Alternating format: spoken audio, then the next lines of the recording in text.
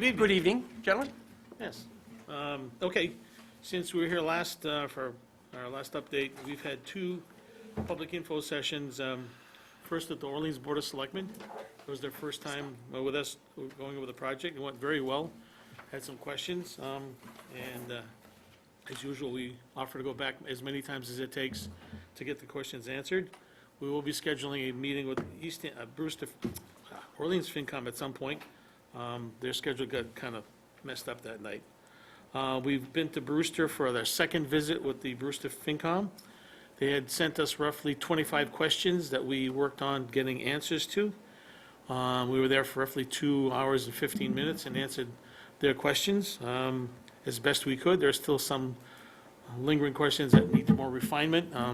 We couldn't get the gist of where they were coming from the questions they had for us, so we asked for clarification from them, and that'll come at some point in the future. Where the project is today, and going to be for the next couple of months, is refining the schematic design. And that, in essence, is a two-pronged approach. There have been several meetings at the high school going over the spaces for educational uses. The first go-around, the preliminary schematic design we followed with the state was a gross picture of what we wanted to do. Now it comes down to sitting down and looking at each room, each space that was requested in the PSR, and seeing if those conditions still exist. And that has been an ongoing issue. It was presented to the building committee a week or so ago, and there are some potential reductions in size of spaces, but we haven't gone there yet. We have some questions about certain spaces, so it's all a process of refining the project. Next Wednesday, we have a working group called Facilities and Maintenance, and they'll be working with the engineers coming down from Boston for several hours and starting that process of looking at what the potential new systems are in the new spaces and the old spaces, so that we can start to refine what the project looks like and refine, of course, the cost budget for that. We need to refine all these spaces because we're looking at submitting a preliminary report with MSBA for December, so that they can review our refined PSR and get back to us in January. And we have, again, to clarify what we're presenting, so that in February, I believe it's February 12th, if the date hasn't changed yet, the MSBA would be taking a preliminary vote on the Nassau Regional High School building and renovation project. And that would be pretty much set in stone what they'd be contributing to the project and working with us moving forward for asking the towns for funding in the spring. To that point, several things have to happen. The first is that we need to make a decision on the construction management at risk issue versus a design bid build. And to do so, we've worked with our project manager. He's looking at getting us a disinterested third party to come speak to us about design bid build versus CMR.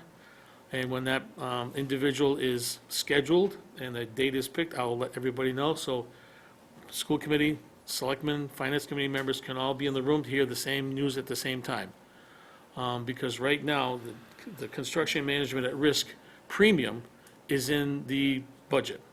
And that is almost almost $6 million. So we have to decide if we want to go there or not. And if we do, then we keep that money in the budget. If we don't, that money comes out. So those are the types of the issues we have to discuss. The other thing is that, I'm hoping not being too aggressive here, but we are hopefully going to have a meeting with Mr. Jack McCarthy, who's the executive director of MSBA.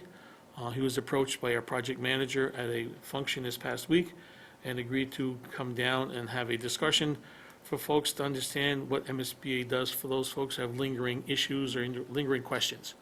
I'm not sure when that's going to happen. We only had 3 or 4 dates in the month of November that nothing was happening, and he has to look at his schedule as well, so I'll be filling you in on that as well.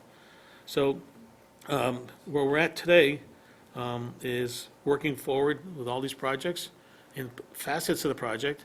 Also next Wednesday, there's a meeting at the central office with the 4 town administrators and finance directors to go over the scenarios for bonding for the project. We have 6 different scenarios of 20, 25, and 30-year mortgage lengths. And within those 3 scenarios, there are 2 choices, either a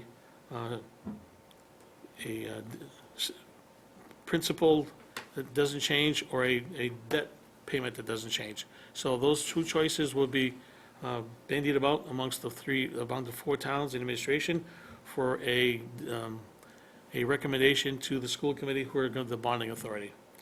So I think that's about it, and I'll let Chris Hi. do his. I guess I would just add that when we've been talking about the spaces, there's a group, leadership group that's looking at that, and our strategy is to reduce the size of non-educational spaces rather than look at removing a certain program or a classroom connected to a particular program. So, for example, I don't think there's any office in the plan that's going to be over 120 square feet.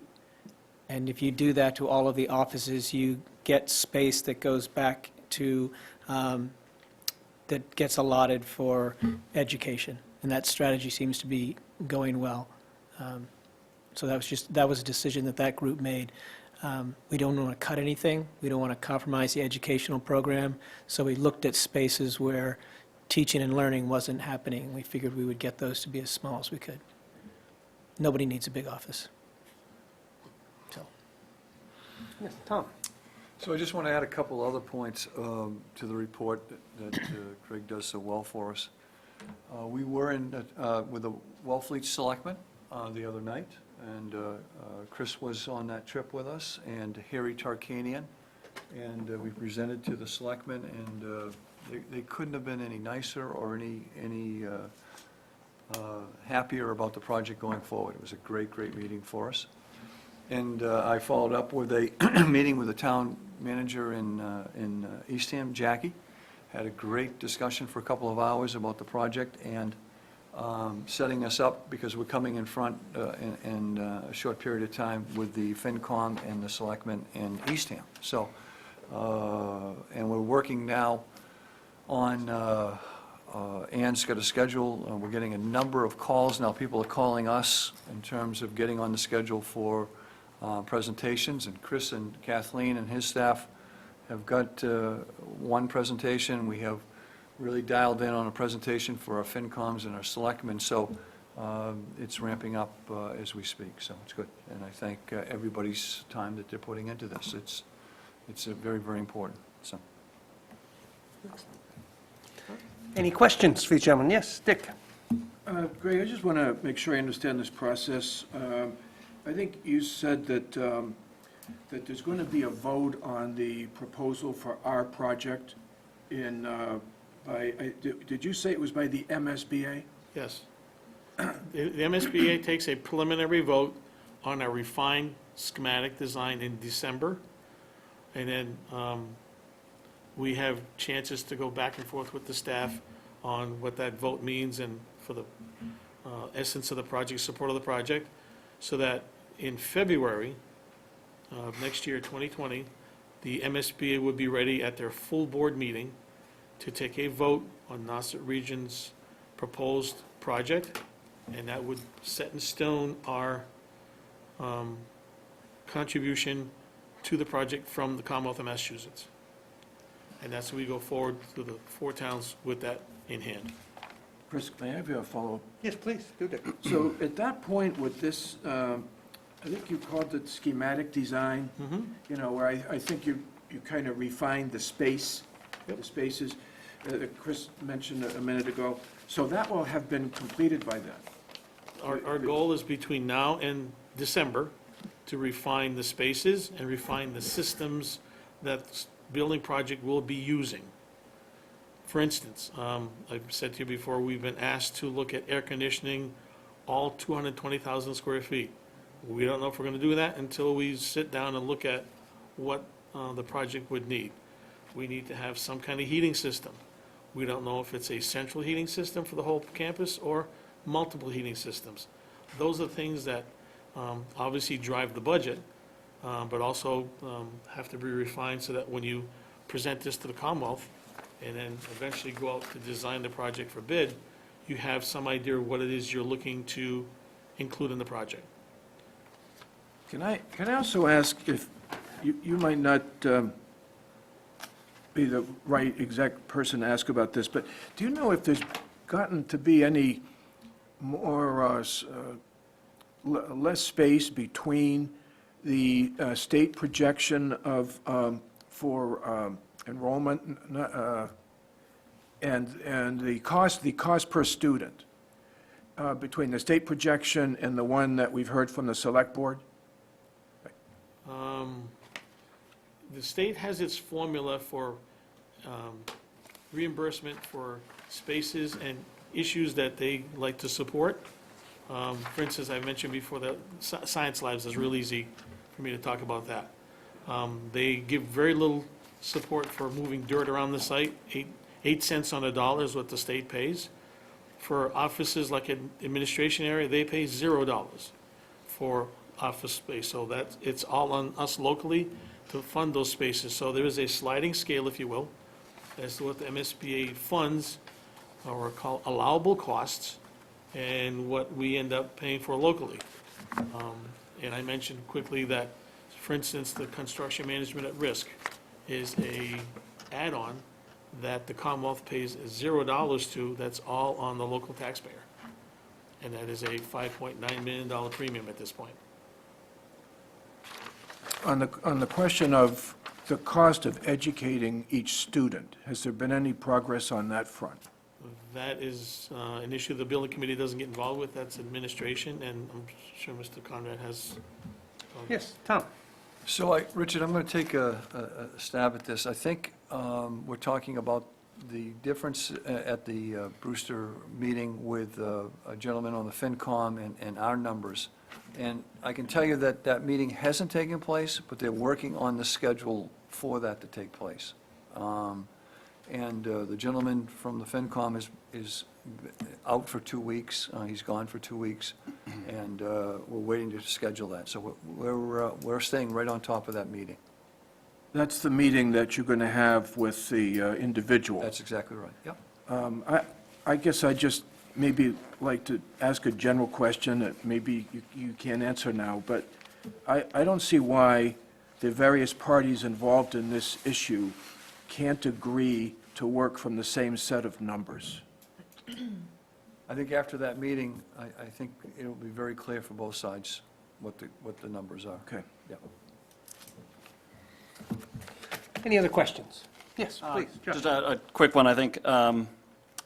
The meetings that you've had with Selectmen and FinCom, are those recorded? Do you know if, I guess I'm trying to get a handle on what their concerns are, or questions, or if you can, you probably can't categorize them into one happy family of question type, but are there primarily financial concerns? Are they, or I'm happy to go watch video if Okay. that's the easiest way too, The concerns are all over the gambit. all over the place, all right. And eventually, with a little bit of lag time, all the meetings we've had are on the NASA On the, Building Committee website.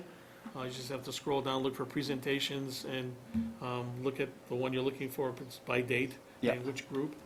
So yes, they've all been taped, and eventually I'll show up there. The one from Brewster is not there yet, because we're going to include the 25 questions that the Brewster FinCom asked us, along with our video of answering those questions. But the form in Orleans was taped, and will be on the website shortly. It wasn't there as of this afternoon. But everything we've done has been taped, and like these meetings here, this conversation we're having eventually shows up on the website under monthly updates.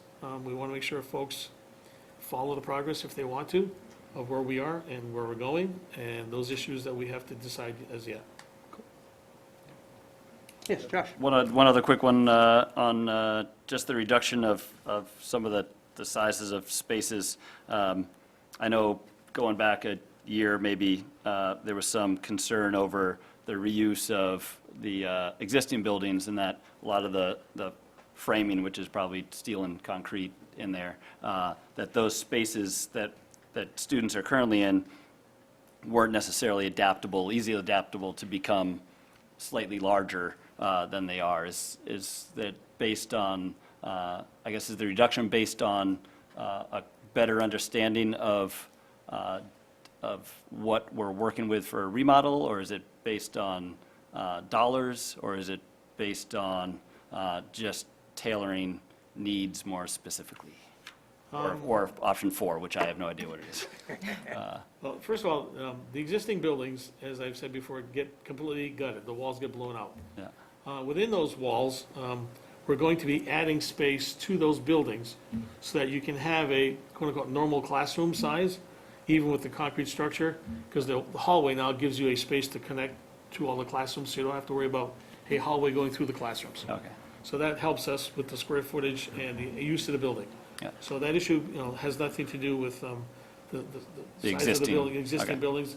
We're gonna work around those. I mean, for instance, N building, the newest building, that gets blown out as well. Yeah. Because those spaces are too small, but the construction is such that within that footprint, you can reconfigure the walls so that those rooms become more usable and become more code compliant. Yep. So with all that, then it comes down to is what Chris has been working with his group. So within those footprints, we identified certain spaces we wanted to have in the project moving forward. Those spaces were very quick, for want of a better description, down and dirty, okay, so many square feet per curriculum, Yep. and they were plugged into a building someplace. So now what you look at, you just take the plans, you look at what you asked for 2 months ago, 3 months ago, and you refine that request based on where we are today and, well, now that you have a different schedule, you have a chance to take a deep breath and look at everything, and approach it more methodically, then you refine the whole process, which may free up some square footage, may not, but at least we've gone through that process so that you make sure that when this report is finalized and submitted to the state, this is what we would be building eventually. Well, and the way the exercise works out, we were, a couple of weeks ago, the question was put, could we reduce by 3,000 square feet? And so we got out the plans, and we looked at every single room, and you just have a room, and then you have a number. And we thought, okay, so, this room is 1,200 square feet, what if we brought it down to 11? And then we turn to the person who teaches in that space and say, what kind of difference would that make? We looked at office spaces, and there were a couple offices that were larger. We're like, well, we don't need to be larger, we make those smaller.